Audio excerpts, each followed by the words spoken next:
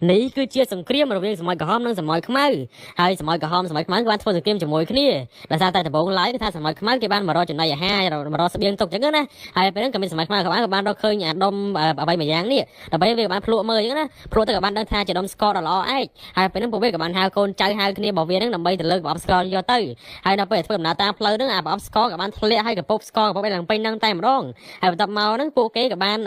ឃើញអាសម្បត្តិមួយនេះក៏ពួកស្កត់ជាប់អញ្ចឹងណាហើយតោះមកពួកគេក៏បានចាប់ដើមរើយកស្មោះស្ករទាំងអស់ដាក់ចូលក្នុងកំប៉ុងនឹងវិញហើយកំប៉ុងតែធ្វើការងារមួយហ្នឹងស្រាប់តែមានសត្វប្រគួយស្កាត់អីនេះបានមកឆាឆៅពួកគេអញ្ចឹងបានមករកស៊ីដុំស្ករដុំអីហ្នឹងអញ្ចឹងណាតែពេលហ្នឹងអាសត្វហ្នឹងក៏បានរត់គេវិញទៅបាត់ទៅហើយពួកគេហ្នឹងក៏បានរៀបចំស្ករដាក់ចូលទៅក្នុងកំប៉ុងដាក់ចូលអីវិញអញ្ចឹងទៅណាហើយបន្ទាប់មកហ្នឹងពួកគេក៏បានចាប់ដើមធ្វើដំណើរយកទៅបន្តទៀតហើយប៉ុន្តែនៅពេលធ្វើដំណើរមកបន្តទៀតក៏បានជួយជាមួយក្រុមសម័យក្រហមដែលក្រុមសម័យក្រហមហ្នឹងគេបានចង់យកស្ករហ្នឹងដែរហើយតើមកសម័យខ្មៅមួយក៏បានយកស្ករម្ដុំយកឲ្យសម័យក្រហមទៅថាយកម្ដុំហ្នឹងបានហើយព្រោះថាគេខំរកឃើញអញ្ចឹងណាហើយបន្ទាប់មកពេលហ្នឹងស្រាប់តែពួកសម័យក្រហមក៏បានតាមដានពួកគេតែម្ដងទៅហើយក្រុមសម័យខ្មៅហ្នឹងគេក៏បានចាប់ដើមជញ្ជូនដុំស្ករទាំងអស់ចូលទៅក្នុងអាណាចក្ររបស់ពួកគ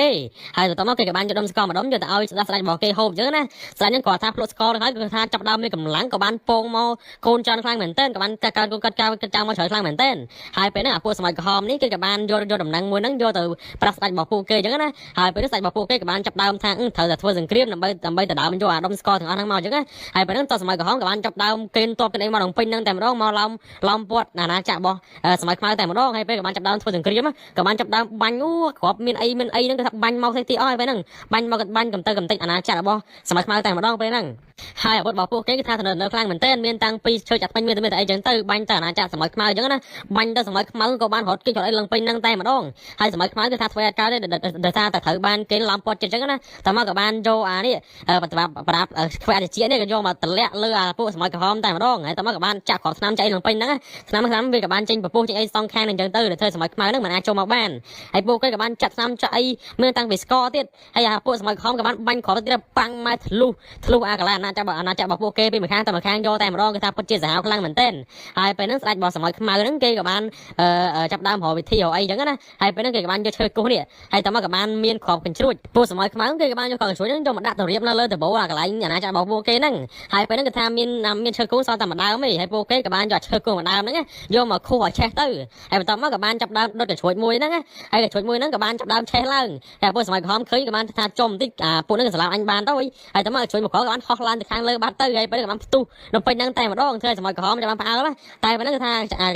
ាឈើគោះរបស់ពួកគេថាអត់ហើយមានតែមួយអញ្ចឹងណាចឹងហើយពួកគេត្រូវការឈើគោះបន្ថែមទៀតហើយអាពួកសម័យក្រហមពួកបុកទ្វាអាកន្លែងទ្វាខាងក្រោមរបស់ពួកគេបុក8ទ្វាដើម្បីចូលតែម្ដងហើយបានបាញ់ទៅបន្ថែមទៀតណាមានតាំងពីសមមានទាំងអីបាញ់ឡើងពេញហ្នឹងតែម្ដងមើលទៅក៏ថាពិតជាសាហាវខ្លាំងមែនទែនហើយពេលហ្នឹងពួកសម័យក្រហមគេបានចាប់ដើមរកវិធីដើម្បីរកឈើគោះមកបន្ថែមទៀតអញ្ចឹងណាហើយពេលហ្នឹងអាសត្វពណ៌ក្រហមនេះគេបានឃើញមានឈើគោះមកប្រអប់ហ្នឹងកំពុងតែសត្វនេះដដើមគ្នាហើយពេលហ្នឹងពួកគេក៏បានរកវិធីដើម្បីទៅយកឈើគោះហ្នឹងអញ្ចឹងទៅតសម័យខ្មៅគេក៏បានបត់ជាលុយបត់លុយនេះធ្វើជាយន្តហោះអញ្ចឹងណាឲ្យអាសត្វសម័យតូចមួយជិះទៅអញ្ចឹងទៅហើយសត្វហ្នឹងក៏បានជិះទៅហោះទៅឡើងពេញហ្នឹងហើយបន្ទាប់មកហ្នឹងក៏បានឆ្លងផុតអាកន្លែងដែលពួកសម័យក្រហមនៅខាងក្រោមហ្នឹងអញ្ចឹងណាដល់ឆ្លងផុតហើយហ្នឹងគេក៏បា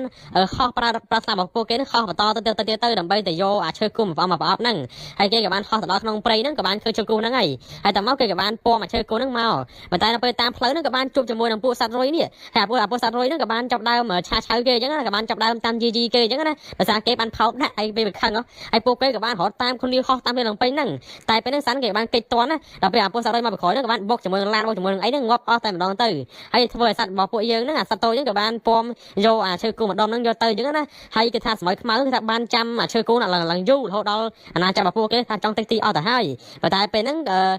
ឈើគោះហ្នឹងក៏បានយកមកតាន់ពេលហើយតមកពួកគេក៏បានចាប់ដើមបើកឈើគោះហ្នឹងដើម្បីយកមកដុតអញ្ចឹងណាបន្ទាប់មកពួកគេក៏បានចាប់ដើមដុតជាមួយនឹងអាជ្រួយហ្នឹងទៅហើយពេលហ្នឹងជ្រួយហ្នឹងក៏ចាប់ដើមហោះចេញទៅអញ្ចឹងណាគឺថាខ្ទុះតិចឡើងពេញហ្នឹងតែម្ដងដែលធ្វើឲ្យក្រុមសម័យដែលធ្វើឲ្យតសម័យក្រហមគឺថាចាប់ដើមផ្អើលថាពេលហ្នឹងក៏បានចាប់ដើមផ្អើលឡើងពេញហ្នឹងហើយសម័យក្រហមក៏បានងាប់ច្រើនខ្លាំងមែនទែនកងទ័ពរបស់សម័យក្រហមហ្នឹងហើយតមកសម័យក្រហមទាំងអស់ហ្នឹងក៏បានចាប់ដើមចោះចាញ់ហើយក៏បានចាប់ដើមត្រឡប់ទៅវិញទៅបើថាមិនត្រឡប់ទៅវិញទេនឹងងាប់អស់ជាមិនខានទេហើយចុងបញ្ចប់ហ្នឹងកងទ័ពរាជហ្នឹងគឺថាកងទ័ពសម័យខ្មៅហើយកងទ័ពសម័យខ្មៅក៏បានចាប់ដើមកសាងអាណាចក្ររបស់គេឡើងវិញហើយរឿងមកហ្នឹងគឺថាមានតែប៉ុណ្្នឹងឯងចាំជួបគ្នានៅវីដេអូក្រោយបាយបិទជំរាបលា